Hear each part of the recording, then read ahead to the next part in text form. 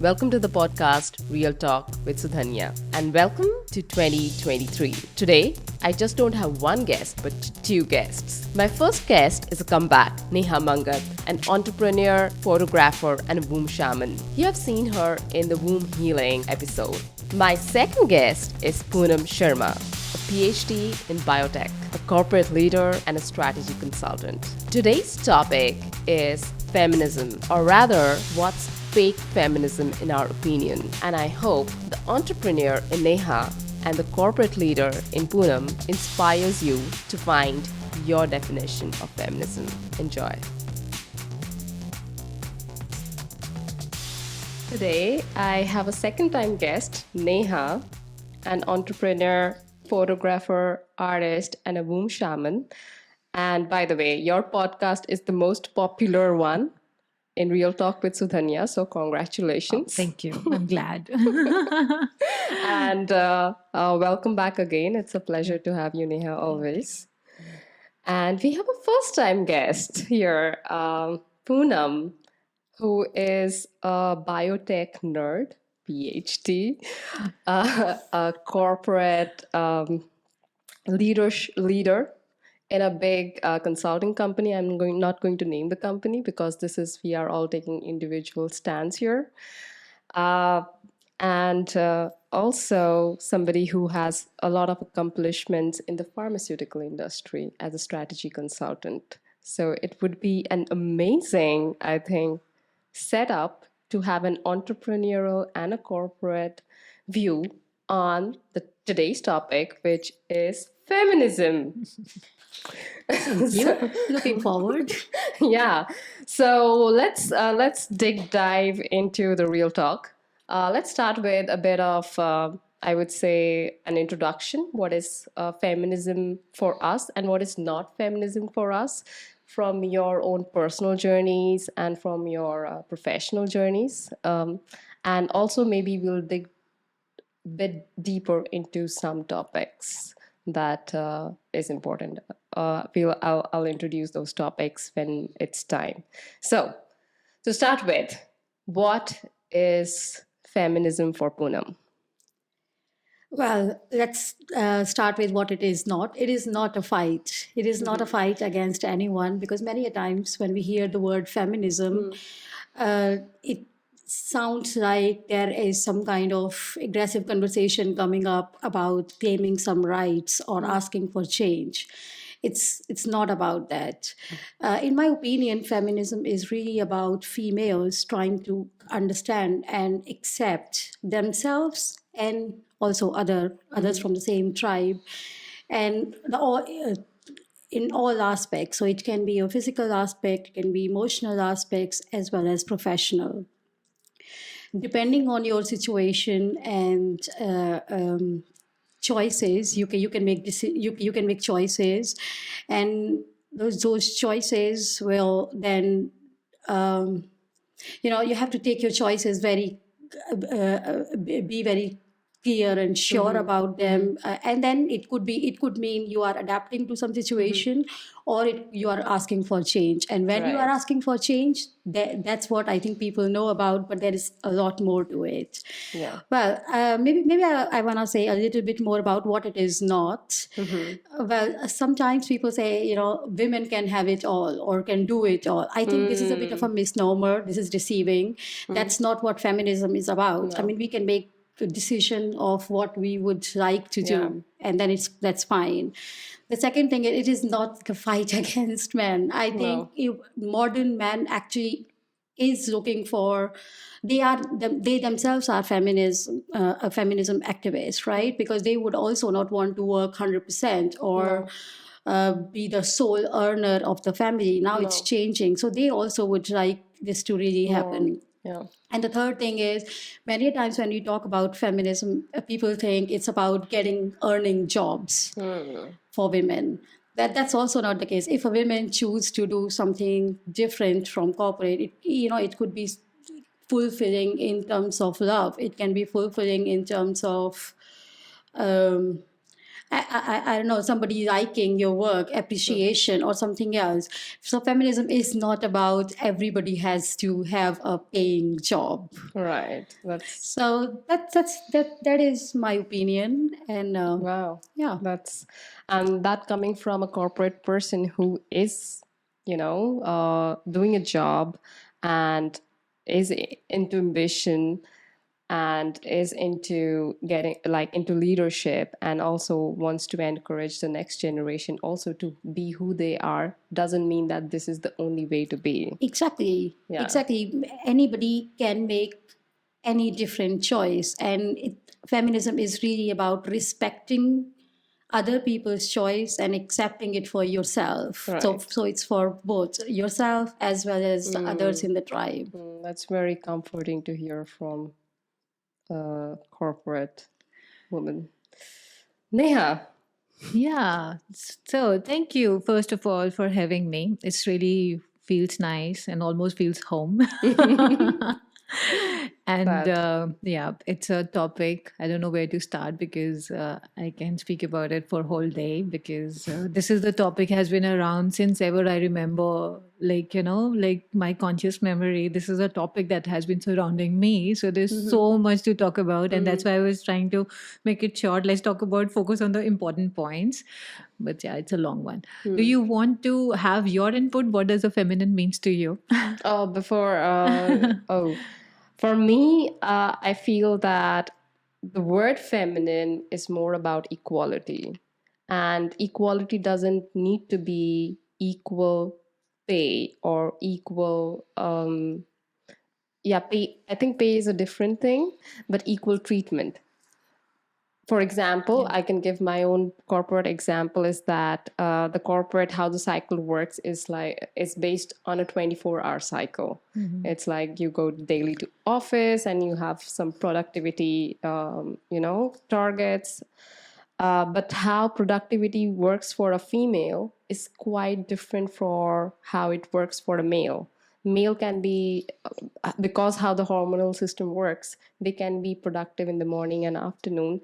But again, same on the next day, same on the next day, same on the next day, because their body cycle supports it. But for females, we have moon cycles. We have these 28 days moon cycles. So for example, during our days of periods, we are nature tells us to be less productive because we are more in.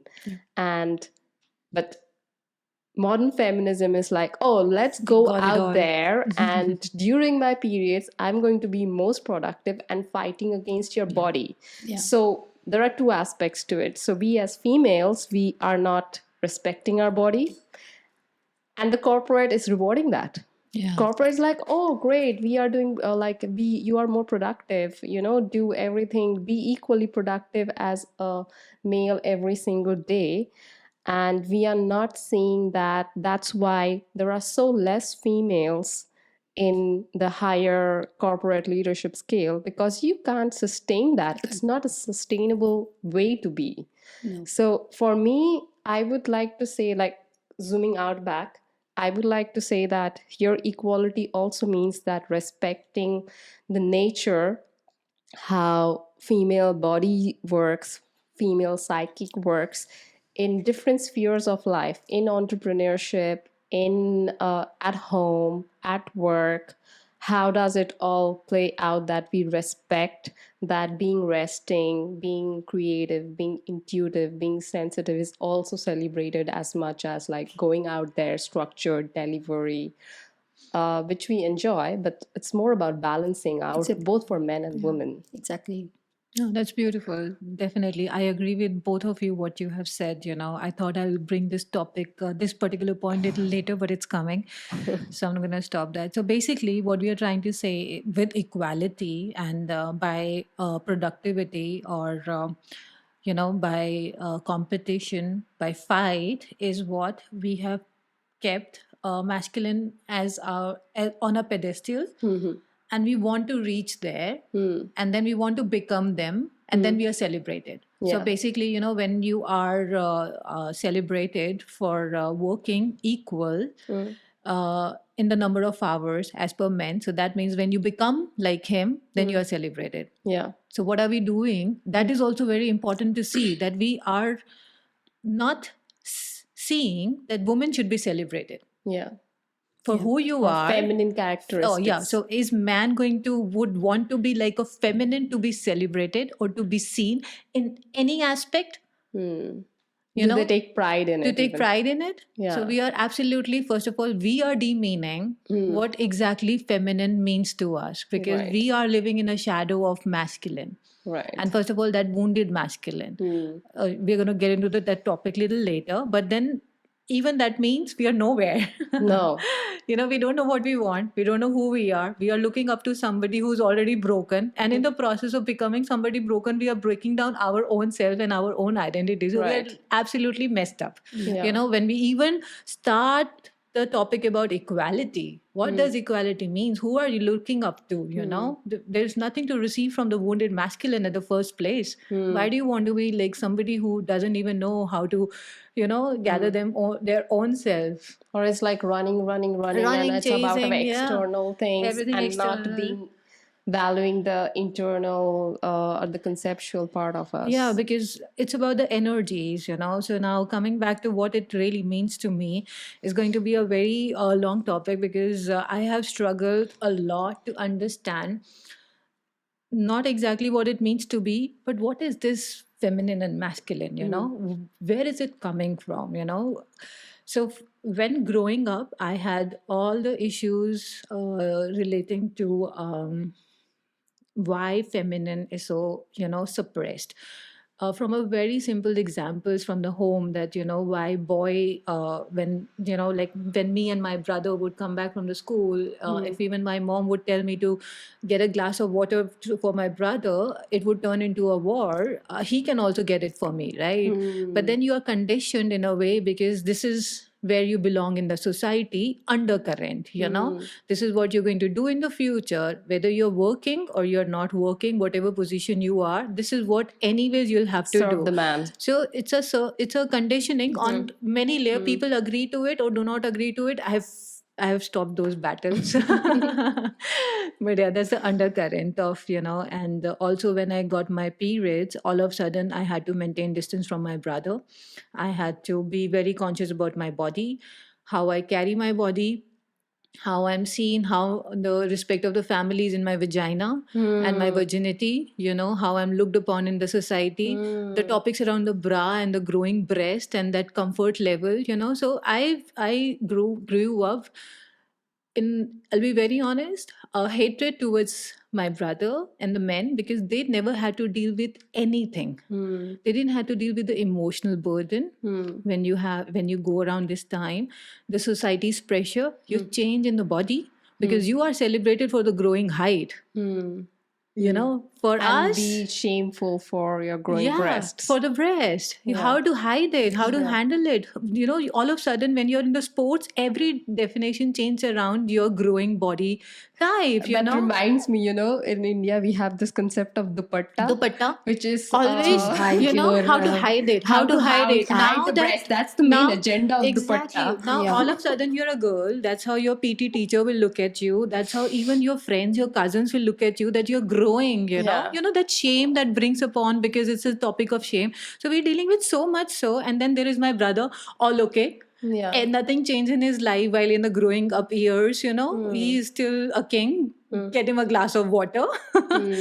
Even after that, this is what he's going to do. After getting married, he doesn't have to worry about anything, And then I'm like all that burden. So for me, I was really struggling to find, what does it mean to be feminine then, Where is the power? Yeah. We talk about Shakti, we talk about Kali, we talk about, Navratris, but where is she? Yeah. Where can I see her? Where I can get the power from her? There's so much of frustration around our own body, within ourselves, that we are struggling with each other, and then we want to become like males. Even if you have seen, sorry to interrupt, even in the fashion sense, if you see, Been there. we You've been there. love to wear, especially in the Netherlands, we love to wear more masculine clothes Oh, than I was not feminine even in clothes. India with all those skeletons and all those black things, and I have been stepping into slowly that not accepting my feminine, but because it is so convenient to be a Convenient. men, to boy. That time, girl and boy thing was there. How they are seen in the world is so easy, and whatever you are doing, you're not judged because of your gender. So I did come from a point where I was just not making peace.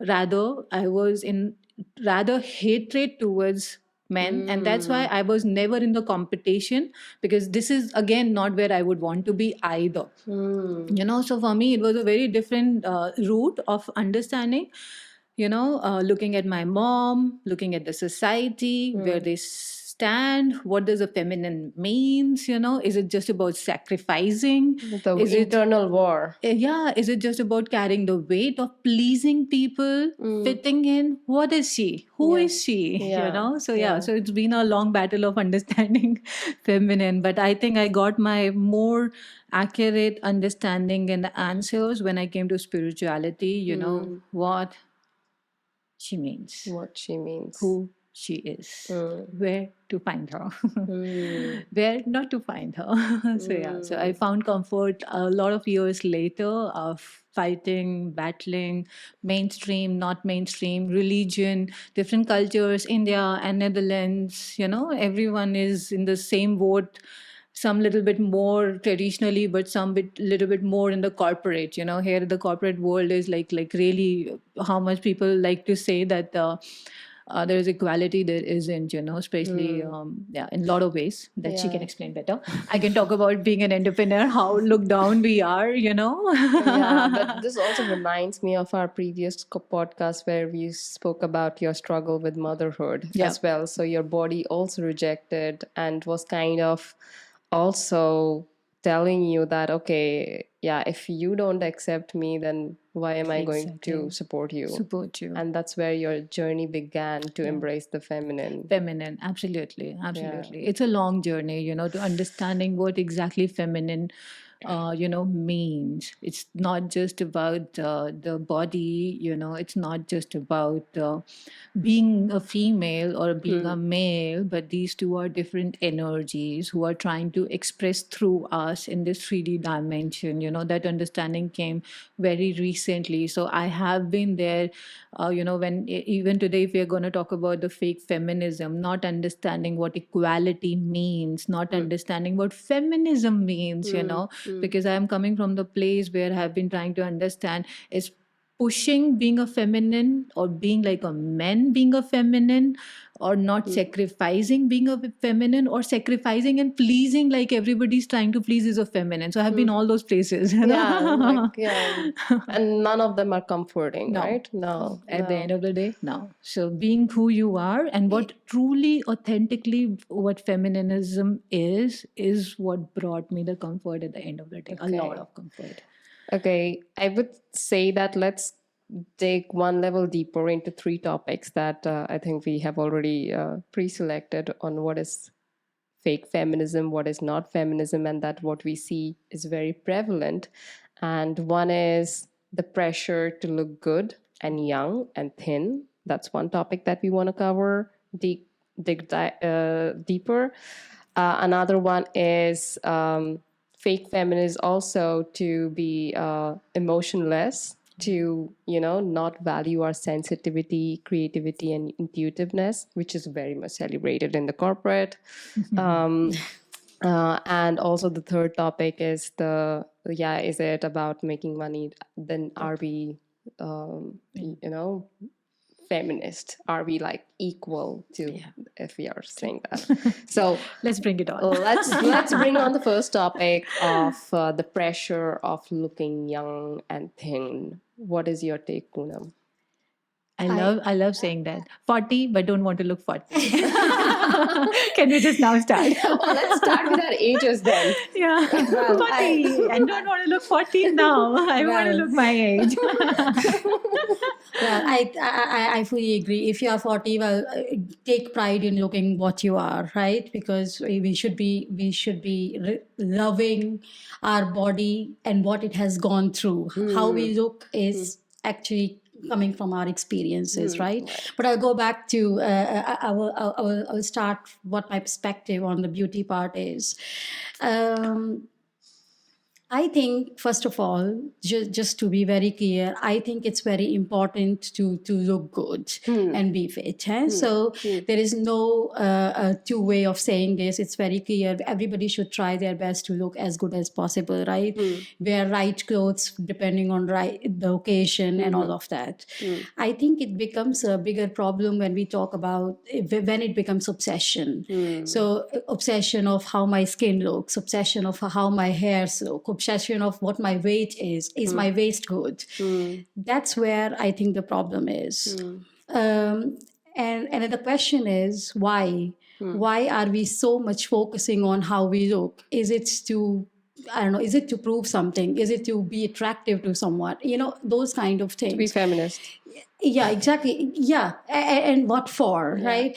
And the thing is, again, going back, looking good is not bad, but when we obsess about this thing, we are always talking about this. If you go to someone's house, as women, it's always like, oh, you look, oh, you have lost some weight. Oh, you look, your skin looks like this. Why haven't you colored your hair? Why haven't you colored your hair? Those kind of things, right? And that is some, this is for ourselves first, and then for our younger generation. My biggest problem is that when we talk about these things and our younger ones listens to this, they think that beauty for women is something very critical.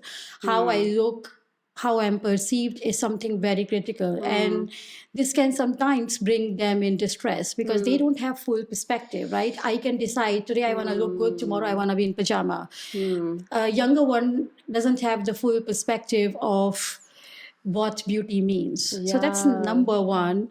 Number two is, like I said already at start, we should look our age. If I have dark circles, it means I have sustained stress. I have worked hard. This is a sign of that. If I have belly, or if I have marks, or loose skin, or whatever, all of this comes from the fact that I am mother of 2 kids, right? I have brought something in the world. Everything about me or our body is the sign of something we have achieved in our life. Wow. It's not that I need to hide every sign of it. And that's for me is very important. And that's where I say there's difference between looking good and being obsessive. Just one more thing maybe, and I have had a short discussion with Neha about that. I was talking to someone, as this is an example, and one person told me, oh yeah, we have to look good because men can get attracted to younger girls. This really broke my heart when I heard this, because this was coming from a modern woman. I know this person. I know this person overall. She's a feminist, or like she's somebody who can look up to. She's someone you would be good friends with, or look up to is a bit different, but would be good friend with. And I think this is coming from a very traditional thinking. Think about 50 years ago when the role of women was really to just cook meals, be attractive to your husband, and make children. And of course, at that time, probably it was even happening that, of course, if you are not good looking anymore, they could bring someone. But that's not what we are. We are loved not for how we look. We are loved for much more. Our experiences, our understanding. We are also growing together with men. So I think, again, going back, I think we need to respect ourselves before anyone else will respect us. Yeah, and I feel that it's a very good point that you brought up, because it's something that we need to look together as men and women as society. Why we have this pressure of looking young is also coming from a wounded masculine. I feel that there is this insecurity that men do prefer younger women. Even I have seen that in work. I have seen that you go to and hence you feel insecure of your partner and all. and then you get into competition with something which you never can Which you compete. never can be. Yeah, and so we are insecure for something which we can never cure, Neha. Yeah, this word is coming to my mind, trophy wife. Yes. Yeah. Yeah. Indeed. And then we try to compete to be the trophy I have a wife, trophy do wife. Botox, Who's do like sexy, come up. the cleavage, just birth the baby, but doesn't look like she birthed the baby, Yeah. you know? And people going saga about it. This is how we look, this is who we are. This is not feminism. Yeah. This is breaking the whole idea about being a feminine, just being about your body and the cleavage and how you look and how sexy you look to men in your life. Exactly. You know, always you have to please. Again, that comes the wounded, feminine, that you have to please everyone around you by your looks. Why is there nothing else left in you that could be And- sexy and than that- just your cleavage? And that also tells about the kind and the quality of men whom you select in your life. Exactly. Oh my goodness. Oh my goodness. That's a topic in itself. That the man sees you only just for your beauty. That speaks so much about your relationship. Then the sex and the, what happens in the bed, it talks about. So, yeah, so you are taking the burden that, okay, the whole pressure that I want to be secure, and you just, get in relationship, but you have this constant pressure. And if you have this internal knowing that this man is with me because of my body, how my curves are, if I don't have any flaps, how good I look with mascara, Exactly. then I think you need to rethink about relationships. Exactly. It's a lot of that's so true. insecurity. And that's what we are telling our young kids in the home. She has brought up a really important point, because we hear about the stories so often about the kids going into depression, really depression, the teenage girls having this issue with the bodies and what is on the, TikTok and what parents are Filters. enforcing at home in their own ways.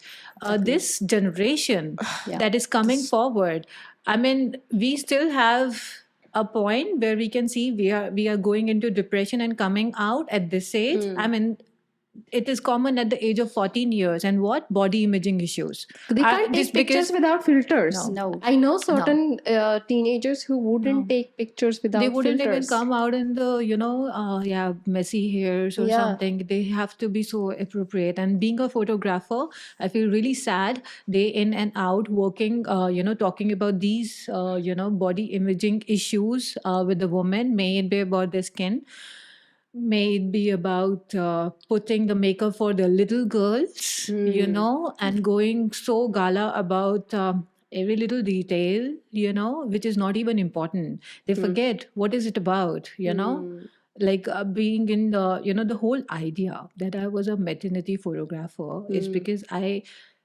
want women to understand this part of femininity. For once, embrace it. Embrace it and flaunt it. Come from this place, who you are, know who you are, what you're creating, bringing forward in the world. Be proud You of don't it. have to Be compete with comfortable. masculine and be like them. You have your own unique power. What you're bringing onto the earth is what next to the creation, right? And then you are submining the whole idea of being pregnant, because my whole time you are, women don't want to be pregnant because of their jobs, their careers, where they are in the lifetime, what they're going to lose. We talk about it, and how quick they can get back to work and just not appreciating what they just created. Either it's about the looks, how fit you are in the You process. don't want to have stretch marks. You don't want to have stretch marks. Even afterward, you don't want to have flab. The whole thing about not looking that you just delivered a baby, rather than just being a little bit compassionate to yourself.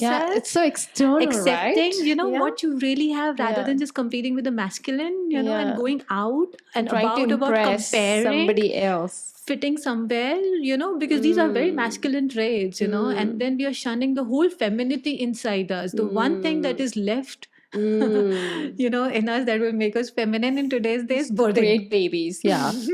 And we want to minimize To it. hide every sign And of even it. that we want to make competition, comparison, bringing down everything. Ensure about that in my office everything is flawless, that nobody People has any problem from I am keeping up so well. My body is so fit, I look so good when I am pregnant. This fits me, and the whole thing about I this don't doesn't even fit look me. like mother. Yeah, I don't. That's the thing. That's the thing. This does happen, eh? Yeah, people get pride. I don't look. I look so young. Young guys are flirting with me. I don't even look like mother. I don't understand why would you even take pride in Why can't you just embrace who you are? What is the problem? Yeah. And like take pride in that I created 2 babies. So yeah. Just being who you are, being authentic, right? Authenticity is a word, people talk about it, but I think it's really missing. May it be layering your skin with the 7 layers, or your eyes or your hair color, and even reducing every ounce of every inch from everywhere so people don't get to know your age and your birth babies, is really not being what we call authentic. Yeah. Trying to fit into the previous exercise clothes is not authentic. Yeah. To Body embrace the grows. season. To embrace Body the grows. season of the body. Exactly. Yeah. Exactly. Yeah, Exactly. yeah, that's the so whole beautiful. sadness around that I don't fit into the previous size of clothes. Yeah. People can get offended. The moms will come. It has happened so many times when I look at the body, and I would say, okay, I think medium and large fit you. Oh no, I am excess. I'll be like, okay. Yeah, there is 2 human beings. Yes. Excess. Then you're not eating well. You're not feeding your kid. Do you want to breathe or not? Why do you have to always have to look so tight, and the whole idea of fitting into excess but looking tight and stiff? The woman, femininity is about flow, is about grace. The 7 yards of sari, the reason we have it at the first place, where is the feminism, and not in the tight, squeezed in, suffocating till hair dresses. And showing I think, but that's my thing. cleavage, yeah. I'm sorry. Yeah. I'm That's a sorry. I'm beautiful sorry. I'm example. sorry. I'm sorry. No, but that's that's a my beautiful thing. example. It's in the flow. Yeah. Feel feminine, Yeah, not suffocate the femininity by clothes also. Yeah. Another thing that's coming to my mind, and maybe I would like to hear from Poonam about like your corporate experience in it. Is I know in corporate there is a lot of pressure, especially in consulting, to dress super well, and that's what you spoke about, tight dresses, and also look thin, and that's how you are even calibrated as a consultant. Do you recognize this? I would say, well, looking good, that is definitely there. You have to be quite presentable. You are, presenting in front of clients, you are visiting them, you have to look quite very professional. So I think that's there. I wouldn't say that it is also about looking thin or dressing properly. It's a consulting thing. Looking confident, that's definitely there. Looking thin is, I think, more of our own thing, I can give you my own example. Actually, what happened to me, it was 3 years ago. I have finished, I was doing MBA at that time, and I was also working. So you can imagine with Wow. work, kids, MBA, yeah. it was quite tight for me, and I gained a lot of weight. And I remember one time I was supposed to give a presentation in front of many people and then stand on stage. And at the time I was quite bulky as well, and it was my own my own thinking that I wasn't looking good, and I actually lied that I was not well, and I did virtual presentation. So I did presentation, but of course at that time it was possible to do the virtual presentation as well, and that was also the realization point that it was all in my mind, and that's why I say looking good is one thing, because sometimes it can also boost your confidence. It has to be in you, and again, we all are we are not flawless, right? So we have it in ourselves, and that's where you learn from. Yeah. So that's my experience. So I would say, look, there is no special pressure of looking certain way in corporate, but of course looking confident, looking good, looking fit Tells a lot about your tells a lot personality. about yourself Yeah. and your personality. I think it's more about the peer pressure.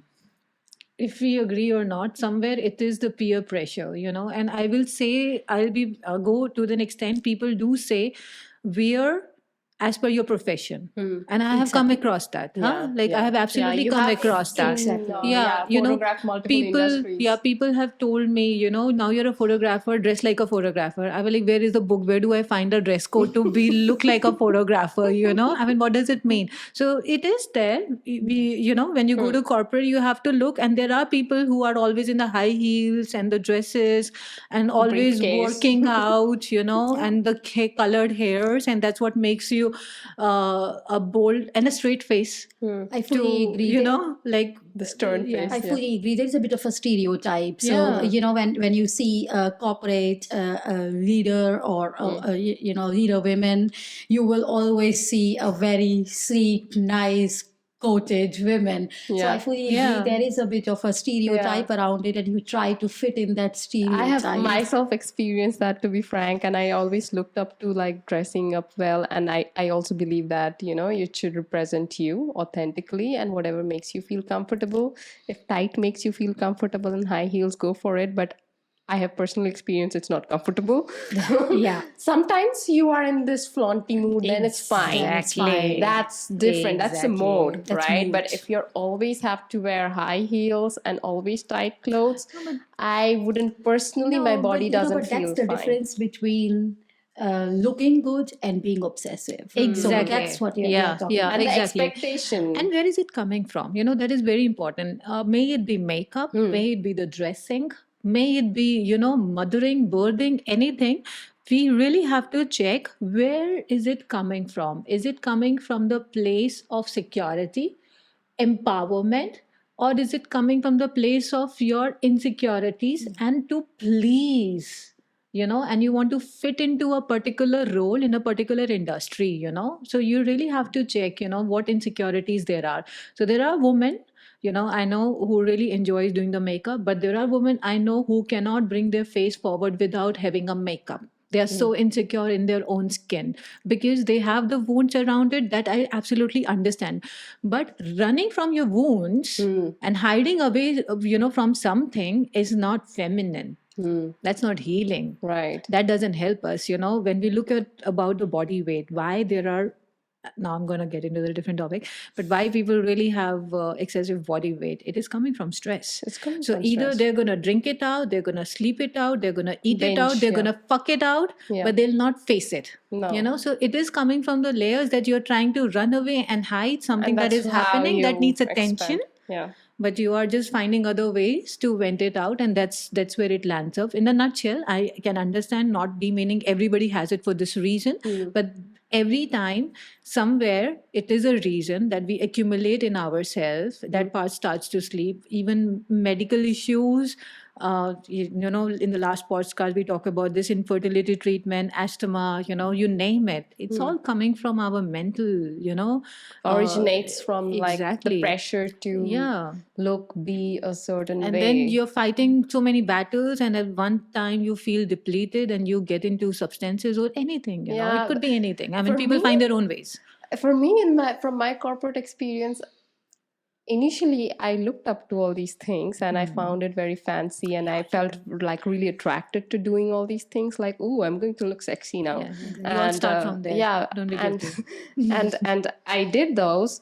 But then when I saw if I'm looking great but I'm not feeling great, Exactly. if I am looking at somebody who looks perfect but is not delivering well, what am I representing? I'm representing in front of my client fakeness, that I look great but I don't deliver well. Exactly. I not I am authentic. giving a wrong impression to this person, basically, which made me realize that, hey, this I need to, like, first I need to work on myself. I should feel great, and for that, if that will automatically reflect with proper dressing You will sense. anyways look good.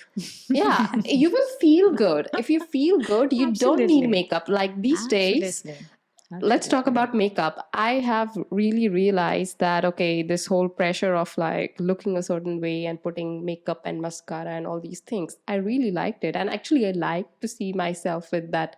I liked, not anymore. I was so used to seeing my pictures or going to an event or going to a party or going to office with basic makeup. I'm not too much into makeup, but at least putting something, lipstick and kajal and stuff. But I realized that in that way, when I don't do that and I'm going on a weekend just out with my friends without any makeup, I feel weird. I don't feel myself, because I feel like, oh, this is not me. And then I realized that, okay, this is also, getting obsessed into that direction. Yeah. And Forgetting who you are. and I'm putting things and chemicals and makeup to look and feel a certain way, which I am not always in the mood to. Yeah. So now I am in a phase where I want to really not do it at all. I don't feel the need to put on makeup at all because I want to be used to looking myself and use the makeup as a way to, maybe sometimes you are in a mood where you want to, for example, want to look more poetic, but that's the mood, that's the phase. Exactly. That's not who you are. I don't need to always put on lipstick to say that this is Sudhanya. No, that's a very good point. Exactly. Yeah. I love that point, because at the end, everything comes back to how much do you enjoy being in that space, how much we enjoy being in our body, then in terms of how much we want to look to certain people, to please certain concepts in the society. That's where we need to do the work, to stop and to look. If we don't do it ourselves, how can we teach our kids to find that?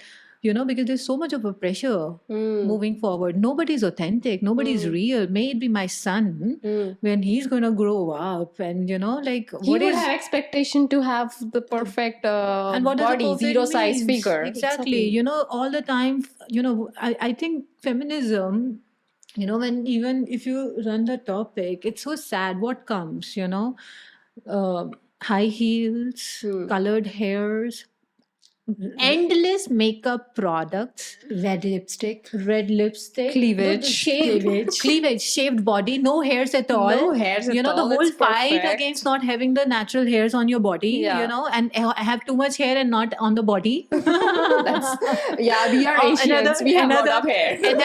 Another obsession to not have even anywhere, and there's so many things, about cleaning, about compromising, about sacrificing, and fitting in to look good, please good, because you speak good, you speak softly, and that makes you feminine.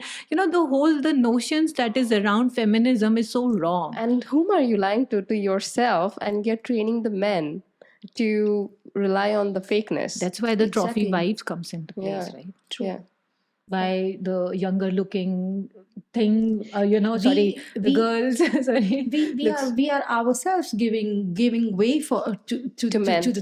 to men to bring a younger women in our life, right? Yeah. I mean, because we want to be certain way, and men can see, okay, this is how it should be, and probably my wife isn't there, but I think this is all about accepting yourself. Then our husbands, our brothers, our colleagues, they will all start liking us or accepting us as well. And I think it's really has to come from women to women. And our generation, I'll be very honest, I'll give it to that we have really gone through that time, and it's okay. But I would really say the real issues right now the youngsters are facing is this, wherein people look certain way and not being a certain way. no. Because then there's That's no a lot of authenticity. facade to put up with that. Absolutely. So it's draining energy Absolutely. to Absolutely. be like that. And people talking about feminism and not being feminist, even that topic whole itself, where people, we have been talking so much about it, where people really embark that they're feminine, but at the end of the day, when it is time, they seek support from the masculine. They want the man in to their validate. to support them. They look back for the validation and support from their parents or from their in-laws. When the time is there, they don't stand up for themselves. Yeah. It's all about self-respect, because if we don't respect ourselves, if we don't respect Exactly. our body, it will Exactly. reflect. So feminism is not about, how you look, how you carry, the habits you may have around to compete with men in terms of alcohol, swear words, and having those sweet, talk about it. like I know how to handle you kind of an attitude, Yeah, like that aggression. Aggression. Oh my God, that aggression and I had it too. There was me so too. much of aggression being, around this feminine thing and thinking, but it was a fight and a battle. So I can understand where it is coming from. But then at the same time, I've never been in a place where my dependency was anywhere outside in any men around me for any reason, any reason. For me, when it's about support, I'll come back to me and ask them, do this because this is how I'm going to support you. How you support yourself, just find your ways, because that's where the feminism is all about, finding your ways yourself, not asking your men to come and save you or your parents to come and save you at the end of the day. So it's not even about earning, sorry. When you were talking about it, starting that we earn equal to men. No, feminism is not about earning equal.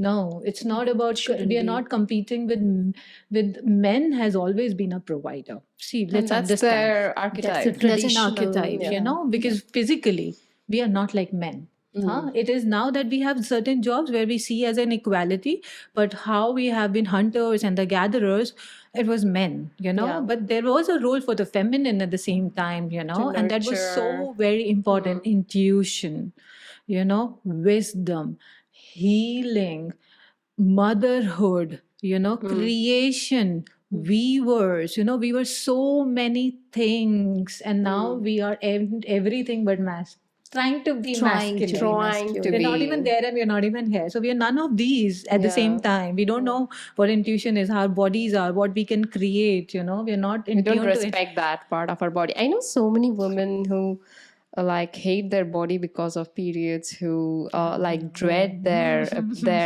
time of the cycle, who say that like, why am I not a man? And I have been in that place. me too. I have been in that place. I hated my body, and every time I sleep, I'm like, ooh, like let me just get rid of it. Like When's gonna get over? When is when a it's date gonna- coming? When, when we're done with it. yeah. We have been there, but because we have been away from our Poonam. femininity. No, I think you're right. If we talk about the emotional aspect of it, for example, if we have pain, and like you said already in your definition of feminism, if we have pain, instead of just accepting it and being okay with it or slowing down, what we try to do is strong face or bold face. We can do it all. And I think it's very important for us to understand that if our body is not allowing us or is asking us to slow down, let's slow down. Even from the perspective of corporate, I'm 37. You ask about the age and stuff. I'm 37. I still have 30 more years to go in workforce, and probably even more, right? Depending on what I would do then. Um, why do I have to race today? Why do I have to take a sprint way? It is all a marathon. Just slow down. There are good days, bad days, easy days, difficult days, and follow that trend, follow that cycle a little bit. So I think we have to start being a bit more sensitive to ourselves, our body, our feelings, because periods is not only about pain, right? It's also about a lot of emotions.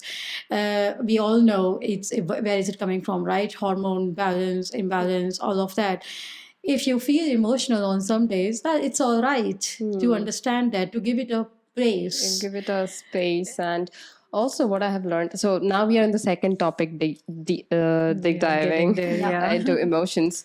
And also we have to see the beauty that some people discard even at work, like, oh, she's in PMS, like, she's behaving weird. That is she's very demeaning.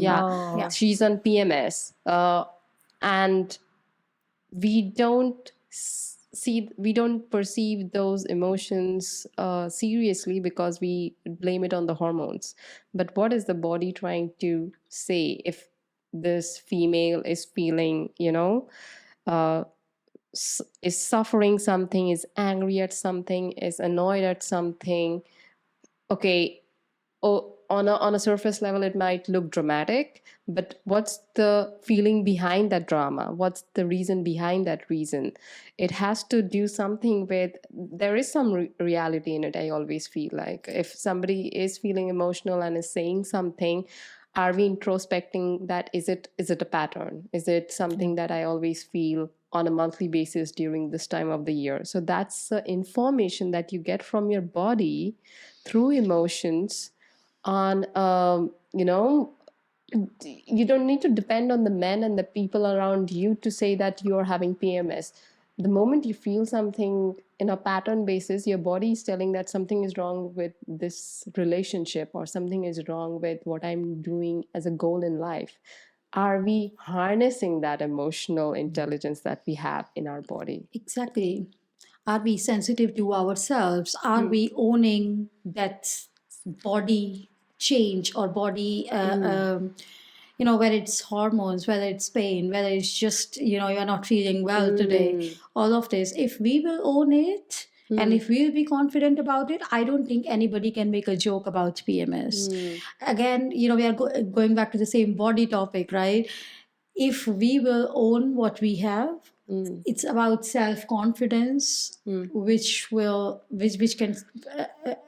need to harness, Yeah. and then Trusting our body. trusting our body, trusting ourselves, feeling right about ourselves, and then the world will follow. Yeah, that's so true. My favorite thing, a lot of people say that, when this thing happens, then I'll do this. When this thing happens, then I'll do this. Oh, this is not there. This is not there. And I see that in a lot of my womb healing sessions also all the time. People complaining about this is not right. This is not right. This is not right. This is not. But the whole point is that you have to start embracing the change. The things that you preach from yourself, first embody it yourself, walk with it, talk with it, eat with it, sleep with it, and then inspire. So like for her, owning her monthly cycle and then inspiring the people from that place, owning my cycle at home, telling my kid, this is my time of the month, and this is what I'm feeling, and then just allow. But then there are a lot of practical issues. It just happened yesterday. I told my son, that I want periods and everything, blah, blah, blah. And there was a call from my mother-in-law. So he's talking to his daddy, and daddy asked, how is mama doing? And he said, mom is bleeding.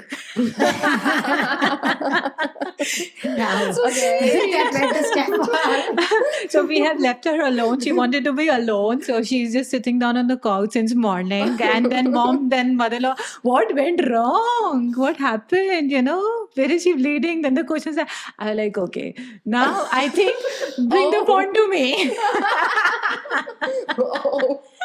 She did not expect that bleeding. Because he, of course, went on saying, where is she bleeding from, So, yeah, but that's a funny part to make it light. But, the kids, people around you needs to know. We have to get comfortable first.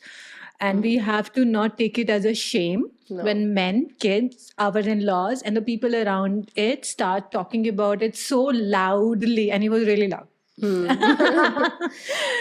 First time I heard, Mama is bleeding.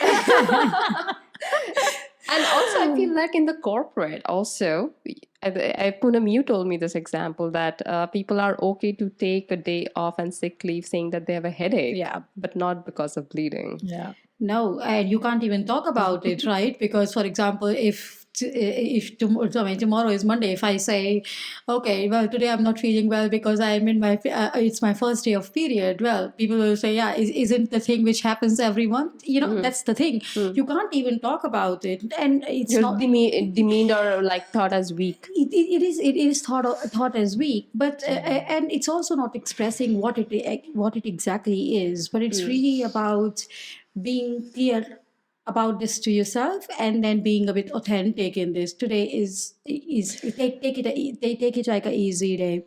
And with respect to corporate, I think not only with respect to only PMS and menstruation, but also with respect to emotional leadership, right? As a leader or as a manager, sometimes you are expected to have a strong and bold face. And you might be surviving some pain, so to say, but it can also be surviving a situation, right? It could be a professional situation, it could also be a personal situation. And every time you are supposed to put a strong face. I think that part, and you talked about the emotional intelligence. I think it's also very important that as leaders we are a little bit more authentic, show our vulnerability, show our sensitivity. We shouldn't be always putting a strong face, whether it's about anything physical, mental, professional, personal, or whatever. And that's very pressurizing. If all the world's team's burden comes to me and I don't have a place to vent out, then the leader is not human. It's like superhuman. Then it's no And more sustainable job. and that's the message you are giving to your younger colleagues, right? Yeah. That's, you are saying, see, I always look so strong, yeah, behave like that. But that's not the message we would want to give. We want to be very authentic in the way we talk, in the way we deal with pressure. Okay, sometimes you have to keep a bit of strong face because you also don't want chaos, you also don't want panic to Right. run around. There is a balance. There's a balance. balance. Yeah. There's a balance. Be authentic, be sensitive, be clear, but then also know your strengths. And that's where I feel in corporate leadership, people become leaders just by seniority. But I feel that leadership is a topic of, first of all, learning about yourself, about self leadership, about knowing your emotions, what works with you, what are your strengths. And based on that, finding that, okay, this is, first of all, you find your own authenticity. And based on that, if you lead out of that, then you will find that vulnerability is a game changer in your team, because you don't share it out of your wounds, you share it out of your scars, and hence you actually empower your team. Exactly. And like Neha said a few times, we are trying to be masculine. And that is actually true. Sometimes by putting a strong face, we are trying to behave that we are not sensitive, we are not vulnerable, we are just very strong. That's how I talk to you. And what the message which I'm giving to my male team member, that's one thing, but the message I'm giving to my female team members is they will think, oh, she has become very different, am I like that? So there are two things she would have to start thinking. First, do I become like her, male-ish, masculine, or should I try for a change? But before she thinks about this, I think being in that leadership role, I think I should be embodying it. I should be talking about that change. Okay, it's nice to be strong, but it's also very important to be sensitive, intuitive, emotional, vulnerable. And that's the message. If I think I would really like to give this message to my team members, so that when they grow in the kind of roles where I am, they don't have to adapt, because They're authentic they are already. authentic. They I think it's also a responsibility of us to really bring that change for our younger generation, to make that right kind of community, not become masculine, but Balance. find that balance. Yeah. For them. Exactly my next topic, kids. Like I'll give you an good example, because I'm all about expressing emotions all over the place, even in my, every part of my life and aspects, and always tagged as being emotional since very young, being too emotional, being too emotional, being too emotional, and fighting this battle, it's my emotions. I'm going to nurture it. I'm going to value it. I mean, you don't approve whatever. I mean, whatever. But yeah, giving you an example of, where emotions really stand, like today's education system, no matter where we are in India or here, it's all about stimulating brain. My God, I am just so tired and exhausted. And really exhausted is the word, to look at the people and the parents around me looking for the toys, always brain stimulating. Always. The world ends on the toys and the things they want to have in the house, and even science experiment for the 5-year-old kid, because it stimulates brain. And I'm just tired of it.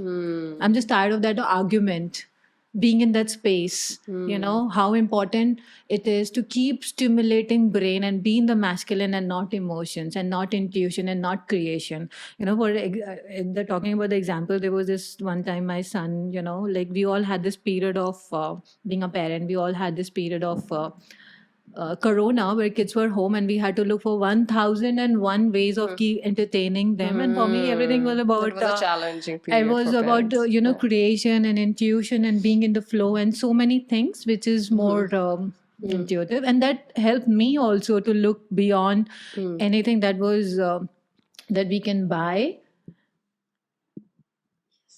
and rather than create. So one time my son created something from the foils, and he made his army of this kind of a pups or something, I don't remember, but it was a army of some popular toy, and I posted on like Facebook. There are a lot of ways of allowing creation and intuition coming from the scrap from the house. Not always you have to buy something to Oh, that's a yeah. great message on sustainability. Oh my god, that was another way trolled. And the creativity of kids, right? When they Another don't way have- trolled that Legos are a good thing to stimulate brain. I understand the Legos are already there, Bill, but why always have to give them anything which is Support capitalism. Exactly. Exactly. Why not just give them just basic things and basic stuff, and give them different message? No, not always on the birthdays. You're meant to receive everything that is plastic, not even just trying to get sustainable, but even otherwise. The whole idea about gifts the whole year round, Yeah. Why can't you just gift something that is not a plastic and a toy? An experience. An experience, knowledge, some stupid, what people call it, stupid craft, like, or anything around that which which really enhances emotional intelligence, and I have been fighting against this, and I'll be very honest, it's not an easy fight, because every time he goes to a birthday party and hears what other kids are getting and coming back and asking, so that's at a parent level, that's a different Challenge, battle. battle. But then I know in the parenting world, everything that is brain stimulating sold. Yeah. Because everybody wants, especially I think Indian parents Even in India, otherwise, like talk also about have it. intuition, talk about creativity, talk about anything else. No, you have to be first in maths Olympiad. That's like a personal, I would say, competition that parents take into, at least in the Indian very community. subtle level. It is at a very subtle level. Conditioning, I'll tell you the subtle level. They'll go to the market. There are two things that they have bought. Would have bought a clay, and they would have bought a science project. You know what? This science project, it stimulates brain. Yeah. How about the clay? Oh, they keep playing with it anyways, day in and day out. But this science project, You should play that more. the thing, that subtle level of categorization, why emotions and anything that is intuition, anything that is natural is not important. And I'm not saying that you should give now more importance to the clay, but give equal importance to balance about out it. the feminine and the masculine aspect, to balance out the emotional and the intellectual aspect of adults and kids. That's the message. It's not about like, oh, just always be flowy and do drama. That's another thing that many people actually, because I gave emotional intelligence workshops, people sometimes ask me like, okay, is it like, you mean that, is it a stamp to be dramatic? Like, no, exactly that I don't want. Yeah. You're always showing emotions. Like, no, it's about, emotions is about understanding what's happening in your subconscious, and based out of it, rather than acting reactionary, you take a moment, pause, understand, and take an action that helps you, not just use a compulsive pattern out of it. It's a psychic, it's a health, you are meant to be emotional, because that's why that nerve is there. If you keep being in the brain, always competitive, always running, and always hyper stimulative, eventually you will have health problems. Psychic problems, physical problems, health problems. And then you're teaching yourself and your kids these things are not important. Yeah. And then fight with the medical system endlessly. And we know there are people, I don't know what I have done wrong, but I have so many health problems. Why? Because you are such an imbalanced person. And I can really tell you, not being agree. at all in their side, which demands emotions, attention to certain feelings in you and around you, not being present in your body. And that's why you have it. But of course, people will not get it. That's another thing. Yeah. Eventually, I can bet you. Yeah, that's how we They are will. in, like, They because will. I was in that part of my life where I always, okay, what is the society saying? What is the algorithm? Let me just follow. But then I landed up with, a semi burnout at work. And I'm like, yeah, but I'm following all the rules. Why is it not working? Why do I feel so empty and hollow? And then I realized that, okay, I'm not following the biggest insight. That is my body. My body has been saying that, okay, you need to address this. You need to address your feeling. You need to express your emotions. You need to vent out. You need to take out those stale thoughts and feelings that are not serving you. And that's how you will evolve as a human being. And if you stop doing it and run away from it, of course, we will have this epidemic of mental health Oh, disorders. absolutely. No, that is very true, and you are giving your own example, and of course you are also working in corporate. Women are more and more coming up in workforce, right? And this is due to two major reasons. I think first is financial independence. Everybody wants to have financial independence, and the second one is passion. So some of us really want to work in that field, go there, do something. But I think what's going wrong is the play field where we are trying to compete or perform. That play field is not made according to us, and I think that's also one of the reason in some ways for first of all, for losing out on the feminine treasures. This is the whole sensitivity, vulnerability, why we can't express it at work. We talked about it. We are ignoring our health, making sure that we are all looking good and good and painless and everything. But the second thing, what it is doing is really depression, frustration, burnout, because the standards are very different. If I, as a woman, have to take care of households, take care of kids, feel emotional with my have body, let's say regular processes of my body, and work, all of this together is too much. It's overwhelming. It's overwhelming, and the rules of corporate were made by traditional men, where men were responsible for earning, bringing income to the house, but they were not supposed to do any of the other things. No They food had to make. no food to make, no children to take care of. They had wives for that, and at the time the roles were really well defined. Now women are of course progressing more into workforce, but men are actually, I mean, there is a flow in that direction, because But, men are yeah. also, but that flow is slower. And there's no recognition For that formally yet. that even just to add on to this is a beautiful point that you're saying, that caretaking industry is so much undervalued, underpaid, and Oh, hence women God. don't want to get into it. They want to get Absolutely. into profession that is well paid, Well paid. which is, as a society, of course I want to be in tech, because if I want financial freedom, what does the algorithm say? Should I be a nurse or should I be a tech consultant? For that matter, Exactly. teacher. We have Yeah, an acute teacher. shortage of teachers. You have no idea how bad it is. Yeah. No, indeed, because you were talking about, it is not about equality of getting paid, but Yeah, somehow people, and I also said it in the start, what feminism is not is, it's not about everybody has to have highly paying jobs. No. It's about what passion do you have, what triggers you.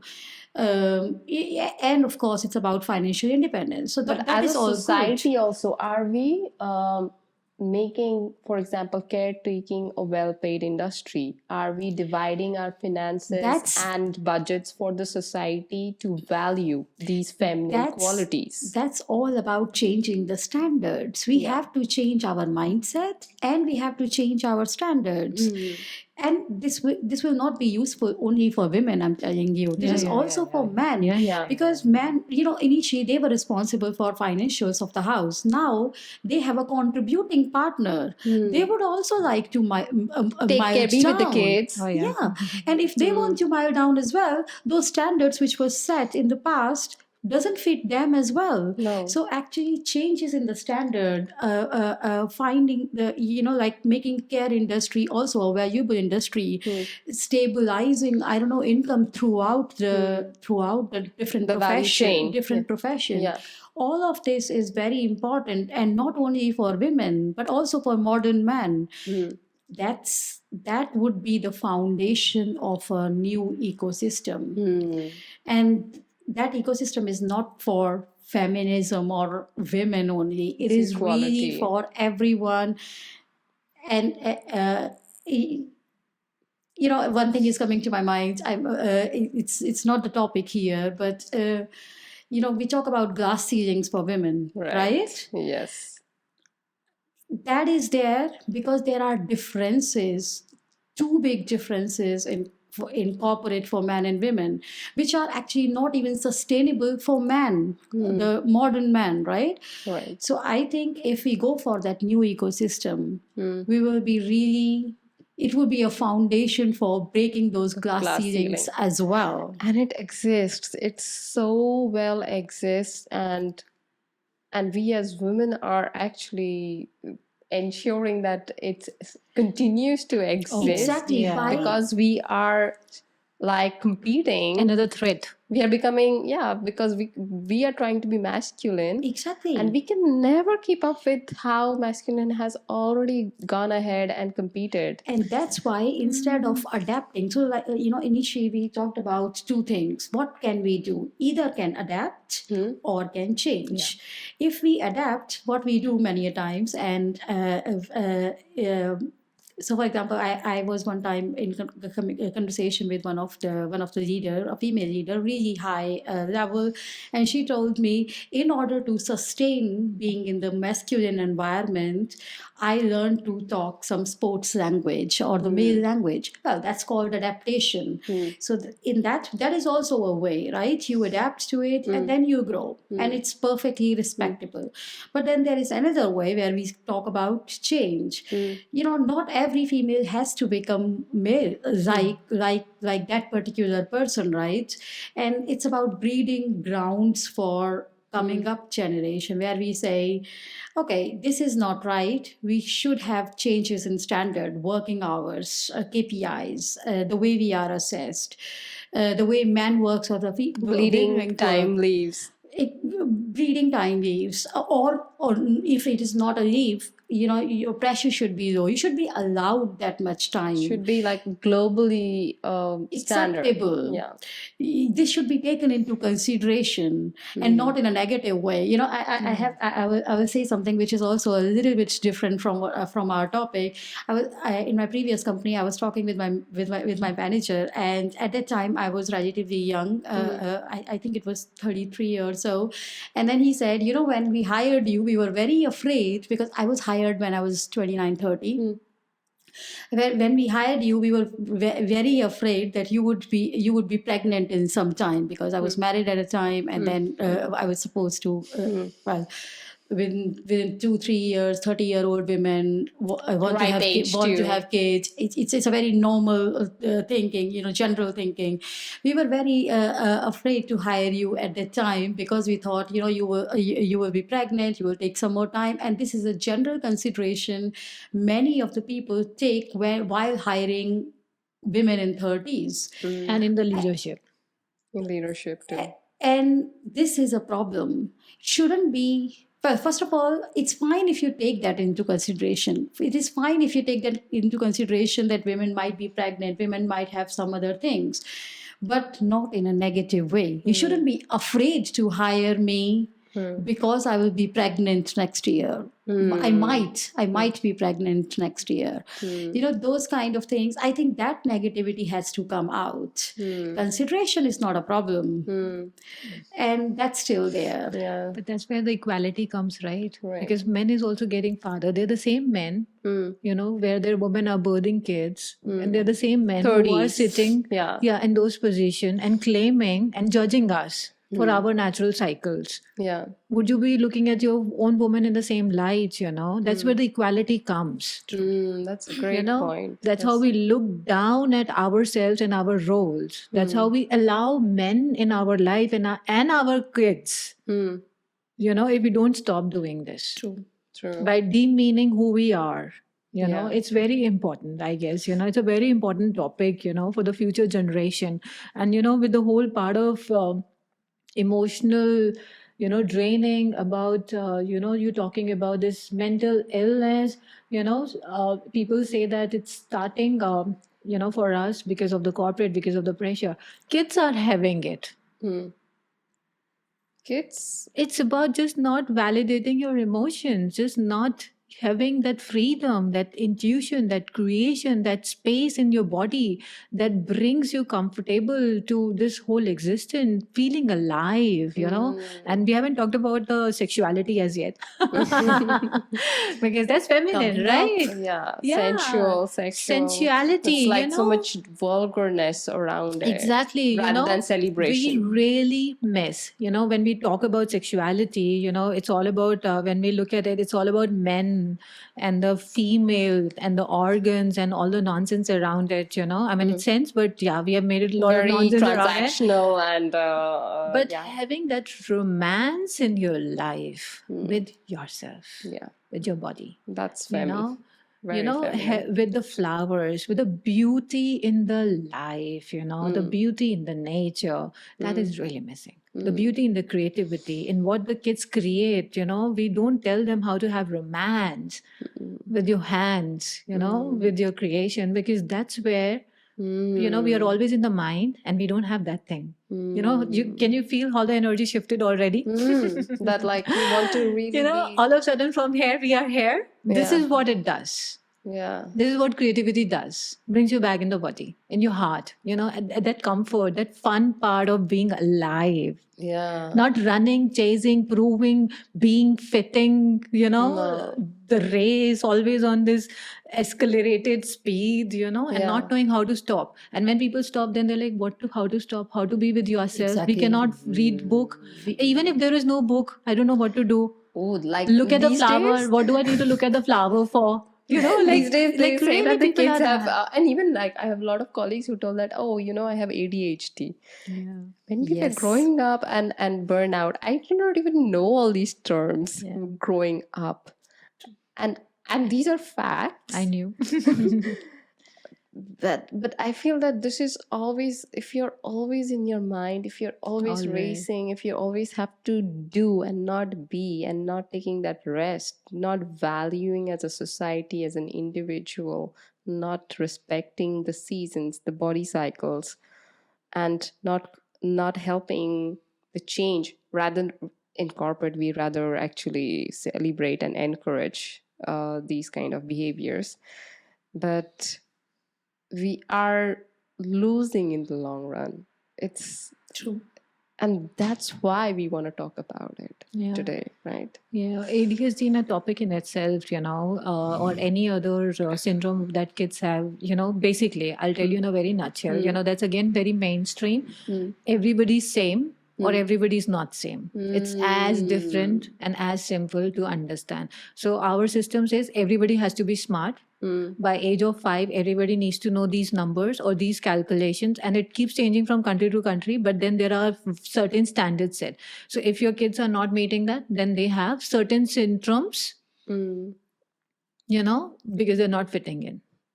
But they are not fitting in. There is a very deep and beautiful reason, because when I hear some kids have this, I'll not say that I feel so, I don't know, content in a way. I know that kid is going to bloom if he's allowed, because he's bringing with a gift, with a special connection, which is not mainstream. And I know that because I've been there. Me too. I have been terrible student all my life, and I could never relate it to it, and I felt bullied also for not being a good student, and I would say there is so much of parental competition when you're growing up in a society where the parents are competing with each other based on the marks that the children get, and in where I was brought up, it was a very like an engineering based society. Everybody's parents were engineers and very well educated from IITs and like the big things, and I could never relate to it. And I would go to classes and just look at the board, behave very focused, but in my mind, I'm in some other world. And I thought it was as a big weakness, and I never embraced it until I realized that that was my biggest. I could imagine things, I could express things inside me, and that was the biggest boon which was not celebrated in me as a kid, and hence I have so much of confidence issues to express. Not anymore. I had to do a lot of work. I wish people don't have to do so much of a hard journey. Yeah, to accepting who they are. Well, I Yeah. wore it as a crown. Misbehaved? Yes, I am the one. Well, I have to say I was a Yes, bit. I'm the one. I have to say I have been on different side. I have been a real nerd. No, but that also comes from sometimes parents have some kind of expectation which they put on you with a little bit of guilt. I think we talked about it before. And we did this to bring you here, we did that to so that you are here. Indian parents are great at it. Indian parents are great at it. Torture. And we are doing it to our kids. Exactly. And because this was so much imposed on me, and I also saw, of course, the hardships of my parents myself. And it's truth. So that there is truth to it as well. So I wouldn't call it a manipulation, but of course you get a transferred guilt, right? It is manipulation. It is. I'm sorry. But not in a negative way, Yeah. because you didn't have the realization, or our parents did not have that realization. So the intention was good. Exactly. But if I see as a parent now, if I had to think about it, I wouldn't want to inculcate that my because kids. I did so much, I'll you have to do this. Get always a little bit more in the detail, knowing where it is coming from, because then you have to reflect. You really have to get into the core crux of what happened, what was the psychic with our parents, with all the wars, especially with our parents, freedom fight. My dad was just born when this thing just got over, The World War II and the Indian independence. Indian independence just got, and then he was born into the world in that And we are era. in survival mode. Yeah, Yeah. that was so much of a pressure, pain of survival. And they did struggle with that. And I agree that they did inculcate those insecurities in us. And they tried their best, Yeah. to bring in their securities. And I'll be very honest, I was the one who was always fighting with it. I did not allow, because I am very secure in my skin. For me, I really believe in abundance, and always have. But they were coming from a place, and they tried, and I've seen my brother, how it came to him, and I did not allow, it did not come to me. And I was always so confident about voicing, raising, being who I want to be, because I did not allow that one thing in me, insecurity.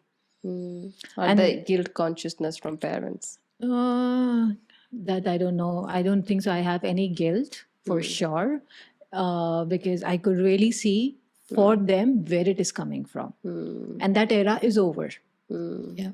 They would not agree, because they have not done the healing and they were not in the process. But for me, that era was over. I do not belong to that era anymore, for sure. Yeah. And I could really see through that, and I could be very aware about what they were passing on in those years also, in a very subtle way.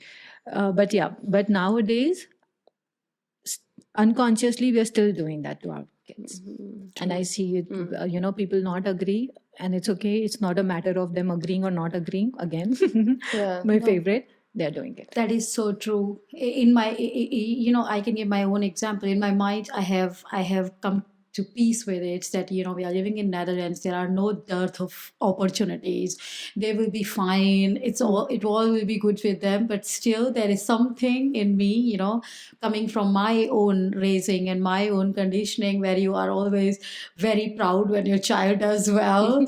You don't say it in a competitive way, but you do express, oh, I'm so happy that you are good at this and good at that. So I agree that intentionally or unintentionally, it's so ingrained in us that we do bring it up. But I think what we need to do is really, how do you say, consciously make that decision that, okay, it's happening. I can't go get away from it because it's ingrained. But consciously, don't make it a new habit for this generation which is coming up. Okay. I think we can even replace it by life skills in many ways, because there's not only one way, like in a very simple, very nutshell example, like when my son asked me this question you always ask kids, even in the school, what do you want to be when you grow up? And he asked me, when you were little, what did you wanted to be grown up? I was like, I am being all that I wanted to be, and then he's like, oh, you wanted to be multiple things. I was like, of course. Because I could not see myself in the traditional education system where you be one thing, get a degree, and the next 40 years you're doing that thing. And that's where I didn't want it to be, because I want to learn. I want to experience so many things, I don't want to be stuck at one thing and not being fearful about changing it even at 40. Yeah, and I think that's such a beautiful embodiment of the feminine. That's a true embodiment, because freedom, pleasure, that's our thing. And to celebrate that and to honor that is very much like, even it's not a luxury. I think we need it at this point of time. Absolutely. To bring balance. And I don't have to be masculine and being in competition by any means, I'm just being in my body, in my skin, and having those basic life skills and navigating through it, You'll land somewhere. And I've been doing that without any formal education, and not having any stamp or anything, and still making through in my own ways, and still making noise enough that I would want to, competing with my own ideologies and my own battles and making them bring into life, And this is what I have been telling him, even if you want to change your profession 20 times, I would be very proud of you. Keep changing. Keep learning. If you don't like something, just drop it and learn something else. There is no end to anything. You are here to experience. That's such a huge you're here to motivation for the kids. Express yourself. Express yourself any which ways you enjoy. Be anything what you want to be. But that's not the education system that is teaching. Which is okay, but you have to start with your That's true. Yeah, and there's opportunities, and they should be open to it. We need to start with ourselves. We cannot see. I cannot stand. I've been fighting with this education system. I cannot stand and change the education system. I know there are a lot of people who crib about it. Most of them are very comfortable, and a lot of them are really, really, really cribbing about it. But then at the same time, I would want my son to be comfortable. Again, like the video that I sent you yesterday, you don't have to run from shadows. I'm not running from the situations. I am where I am, with the given criticizing masculine around me and fake feminine around me, and still trying to find my balance and working with them, and still, passing on the seeds, whatever I can in my own way. She's doing it. She's doing it. By all the means I can. Oh, she's definitely walking the talk. That I have to give her. Yeah. Oh, that's a beautiful, and I think that's a beautiful way to maybe give a closure to our topic of feminism. And I already see a lot of spin-offs on conscious parenting and also glass ceiling, the corporate one. We should definitely do a more detailed sessions in that. And on a final note, Neha, do you have a message? Oh, wow. Maybe you want to go first? Poonam. Yes. I can go first. Well, my final message is whatever you do, be comfortable in that. It personally, physically, emotionally, professionally, we talked about all aspects. Be true to yourself, accept yourself, and when we will accept ourselves, everybody else will start doing that as well. So be comfortable, Make mistakes. make mistakes, make mistakes, adapt when if you have to, change when you need to, and be the bearer of the flag yourself. Yeah. Thank you. No, that's Thank a you. really good one. Beautiful. That's a really, really good one. So adding to that, trying to be a little bit more feminine and try to push the ways around that area instead of stepping into masculine and fighting to be a masculine. Fight from the place of being feminine. Hold your grounds, because when we were talking about, it's a very deep one, that masculine, I don't know what topic was it when it came about masculine, how we can change the world and the system and everything, the men, the mentality. it starts with feminine. And it has to, because healing is feminine, change is feminine, receptivity is feminine, freedom is feminine, creation is feminine, birthing is feminine. So know that you got it, what it takes to change the masculine in your life. You got it to change the masculine side of you. Have the courage. Have the courage. Know that you got the power. Connect with your femininity. Yeah. Connect with that Shakti, that sensuality, that romance. Allow that to birth and come and rise in you, and then allow it to spread out in the world and around you, and then you will see the magic. Yeah. And I would like to add to that as my message is that it is tough. This walking, it's easier to speak about it, but very difficult to embody it. But it's need of the hour. Yeah, but we can make it fun, right? Yeah. I mean, there is already a lot of movement starting. Yeah. Have fun with the femininity, you Yeah, know, and just dance in the with chaos. it. Yeah. So let's Anchor in dance, the ladies. chaos. It was thank you so much. Thank you so much. It was a pleasure to have you, ladies. I hope to see you back many more times. And on that note, goodbye. Thank you. Bye bye.